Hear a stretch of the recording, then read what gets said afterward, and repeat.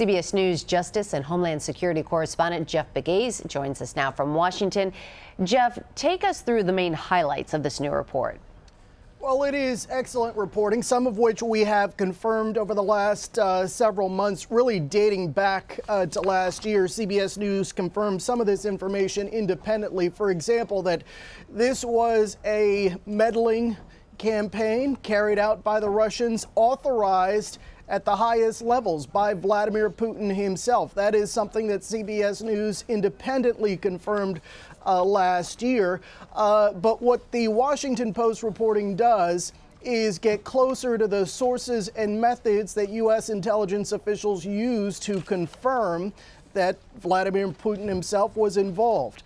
And that is highly classified information. So the fact that the Washington Post was able to get that, it is a pretty big deal, so to speak. This is not softball reporting. This is hardball reporting. It is not easy getting information like this.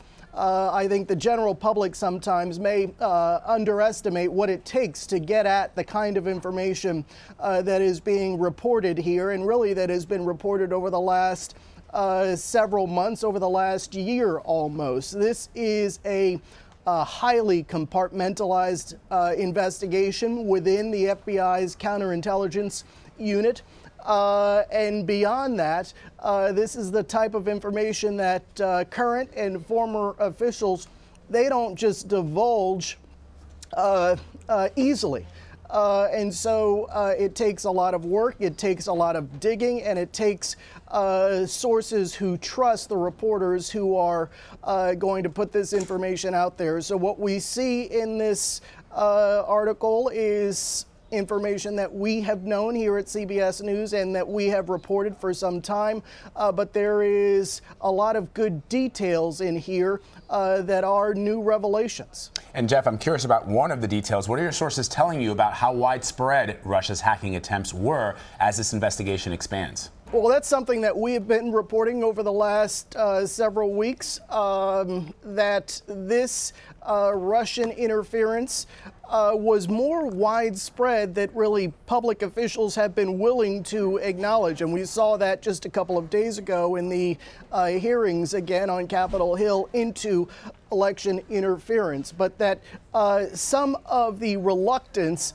about going public with some of these revelations about voter databases being scanned and breaches within these voter databases, some of the not confusion, but some of the discussion within the Obama administration at the time and with state officials was, well, some of the voter databases that were being breached were operated by contractors, not state officials, and that allowed state officials some deniability, if you will, that their systems were actually being affected.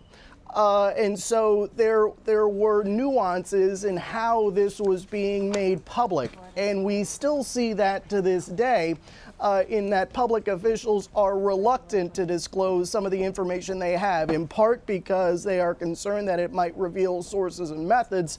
But there is a reluctance to really talk about the extent of the Russian interference in terms of these cyber attacks.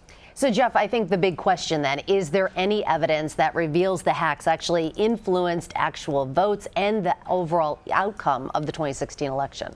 Well, we have heard from public officials over and over again that there is no evidence that vote totals were affected. But I have former law enforcement, former intelligence sources who say that there was a debate within the Obama administration about how to word their responses to that very question, which raises other issues for reporters who are digging into this story. Well, what was the extent of this Russian operation, obviously, and do they know for certain that vote totals weren't affected? Do they know for certain that there wasn't some sort of impact by these voter database intrusions on the vote totals, or was information altered or adjusted? And those are the types of questions that we are still asking, and frankly, members of Congress are asking too, because it is important going forward as we head into midterm elections in 2018, how are these state elections officials going to protect their systems? It is an important question going forward, and we've heard that over and over again, really, over the last couple of days, certainly from members of Congress and people in the intelligence and law enforcement community. Jeff Pegues in Washington for us. Jeff, thank you very much.